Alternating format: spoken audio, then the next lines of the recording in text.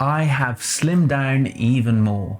I have got it down to the bare bones. And although what I've got here isn't a camera bag, it is just as good. So before we kick into the bag, I just want to tell you about these 3 LUT conversions I have on my website for free. All you have to do is head over to my website, download the link, and it's all yours. One has been created for F-Log and the other has been created for F-Log 2. But please do make sure before you download this that you know this is just a base layer. This may not work. This may not help your footage in any way because it still needs your eye, your skill, your expertise to grade and color your footage properly. Go download them, they're for free. I mean, what's not to love? Let's just kick off with this bag that I have. This is the Innertech sling bag. Now I did get sent this and in no way are they sponsoring this video, but I was in the market for an EDC. Now an EDC is an everyday carry, something I throw over my shoulder when I walk out the house. I've literally just gone for a haircut and that was what I brought with me. Now let me say first and foremost, this is not a camera bag. However, you can definitely use it as one. And before I let you know the camera that I use to go in this thing, let's go through the front, in the middle, and then at the back. I will link everything that I mention in this video down below, and we'll talk more about why I like this bag as we go through.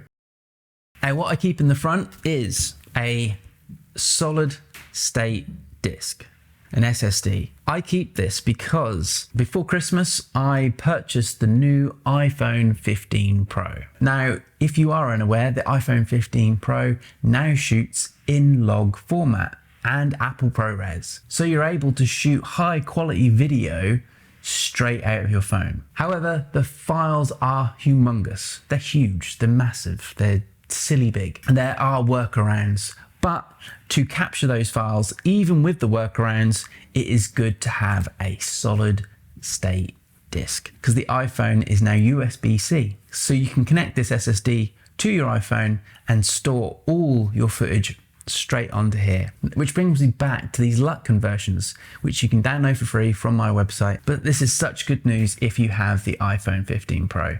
This thing really is starting to show its worth, and I think for video and photography, we're starting to see amazing things.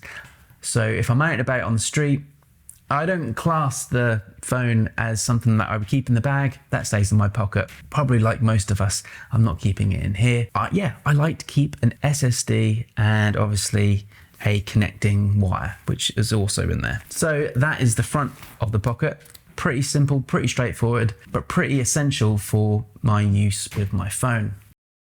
Now we're getting into the main compartment of the bag. And you've probably guessed already, but it is the Ricoh GR3X. This mighty little beast has been with me since I bought it. It is a fantastic camera, or so many videos about it already. Go check out my channel. You'll find many a video on this. I dearly love this. This is so good to keep on you. Maybe I'm a bit of a snob, but I do love to have a dedicated camera on me at all times. I'm not hugely fond of using my phone. However, the phone, like I said, is getting real good now. And with the ability to take raw photos and all of that, you know, it's nothing to scuff at. I just like a dedicated camera for photography to be on me. This is obviously the X version, so it's a 40mm focal length, which I prefer over, I think it's the 28 in the original. A little powerhouse. Definitely a camera to consider if you're looking for a very small, minimal setup. Right, dead center, and one of my brand new purchases, and something that I am yet to make a video about yet, but it is coming, and I promise you. And it's new to me, but it's not new out. But it is the DJI Pocket 3. God, this thing's good. I have started playing with it. I've done many tests. I've shot a few things, which maybe you have noticed, maybe you haven't, but it's stunning. It's so good. And if I have an idea, something I want to talk about on camera, then this is my vlogging camera now. I have started to make some huge differences to my entire setup because of this thing. And I'm really excited about how I'm going to be using it this year and how far DJI are going to go with all their cameras. I mean, they just keep getting better, and this is absolutely no exception. Now that sits right in the middle of the bag, so it's well protected, it's well padded. It comes with a case, and I opted for the creative combo when I bought the DJI Pocket. So that came with the DJI mic. This thing is fantastic. I have used it for commercial work already. If I need to quickly just talk to camera, maybe flush out an idea, anything like that, I want to be heard well, and this, I can clip on so easily.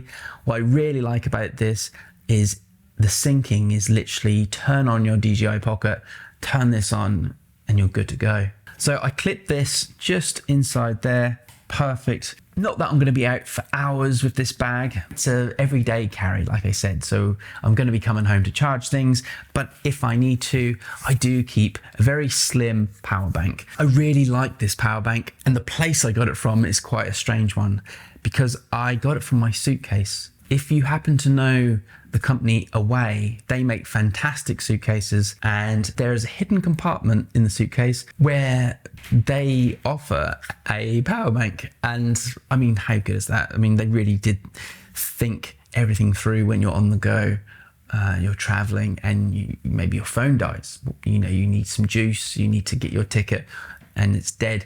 This thing is nice and light, it's thin, and it's powerful. There's two USB sockets, and one is going to charge faster than the other, and it holds. And I haven't charged this for a while, but it's got full battery, and that just lives in there just in case. You never know. So that will power both the Ricoh and the DJI Pocket. I also keep with me my AirPods. If I'm in London and I am on the tube, on a bus, wherever, this is my access kind of to just zone in, listen to a podcast, listen to some music, and just tune out. Look, I live in the country, so sometimes being in the city like London or anywhere like that can be slightly overwhelming. So this just helps me tune out. I think it's great, and it can sometimes be inspiring if I'm shooting and I'm listening to music and I'm in a beautiful city in Spain. Small plug, I have just released my second volume of Field Notes, which is all about Burgos, which is a city in northern Spain. Go check that out. So yeah, I mean, headphones are pretty essential for most people these days. You see it all the time. People are plugged in, and I know maybe we should be maybe talking to each other more, but when you're traveling in a foreign city, maybe it's nice to have some comfort. So another thing I just like to keep on me is a writing pad. I'm still kind of old fashioned. I like to write down all my notes, get all my thoughts out. I mean, there's a lot of junk in here. I don't really like writing down things on my phone, although it could be safer. I still like to flesh it out, and the act of actually writing, I think, helps helps me remember, helps me conjugate, helps me, I don't know, maybe I'm just romantic. And so if I look at it, I think that is everything in the center. Now, if I had to really go minimal, the thing that I would not bring would be the DJI Pocket. Sometimes I just want to go take photos. I'm not interested in filming myself all the time. However much you think us YouTubers love being on camera, it takes a lot of energy to get my face in front of this thing. So I'm not always wanting to be on show. Yeah, sometimes I'll just leave that. That will be the thing that won't come. So the mic and the DJI Pocket I can leave. But I'm showing you like the maximum of the minimal bag, if that makes any sense, of what I bring. So, okay, so now we hop into the back of this. And all I have in the back here is my wallet. And the only thing that is in here is cards and my driving license. So if I'm in trouble, I think there's a little bit of cash in here, maybe. I don't know. Do people still use cash? That's all that's in the back there. It has slots for cards, as you can see, and I'm sure that's kind of where you would keep that. Now, if you were at an airport, there is a place to put your passport. I think that actually I am going to be traveling soon. I think this is probably the thing that I'll keep on me. Inside there is a zip pocket. I think that would be the best place to put your passport. It's pretty safe, pretty secure, pretty theft proof. Now with most bags, they do come with a feature, and I love a good feature. You know, all right, it might be a gimmick, it might be a selling point to put it beyond all bags. But the reason I like this bag is, apart from it being really luxurious, the feel of this is such a nice quality. It's well made. The strap feels like that seatbelt kind of material. It got a nice lock on the strap, so you can, as you adjust, you can tighten or loosen and then just lock it into place here. But the one feature that I love is you can store a water bottle inside the pack. So this would fit a simple water bottle. So if you are dead tired, say you're doing street photography, you can walk, hours and just realize actually you're pretty dehydrated. You just need thirst. You can bring a water bottle and it just goes in this gap here, just like that, which is perfect. So it sits in there, and so then all you have to do is tighten the bag, and that's not going anywhere. Okay, so that would be like my maximum kind of pack for what I would bring with me, just heading out the door. Maximum. Like I said, I probably, in all honesty, and the more I think about it, even talking as I'm going through this video, is I probably would get rid of the Osmo Pocket. Not because it's not fantastic, but because if it was just photography, I'd get it down to that. Some of you might be thinking, yeah, but you're a Fuji guy, where are your Fuji cameras? Well, yeah, no, I could definitely take out the Ricoh as well, and I could easily put in the X Pro 3. I mean, the X Pro 3 will sit right comfortably in the middle there, and I'm good to go. And the lens I'd bring with me is probably the TT Artisans 27mm. I can just chuck that right next to it.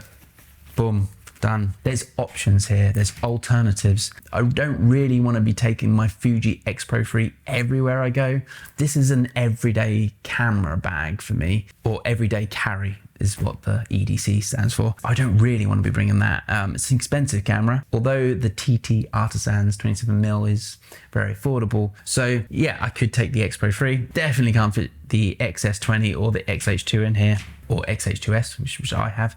Those cameras aren't going to fit in. If it was just the Ricoh, that probably is what I will be using. And if you're walking around in wet conditions, I'm pretty sure this is water resistant. I don't really have too many cons for it. I love to kind of give you something.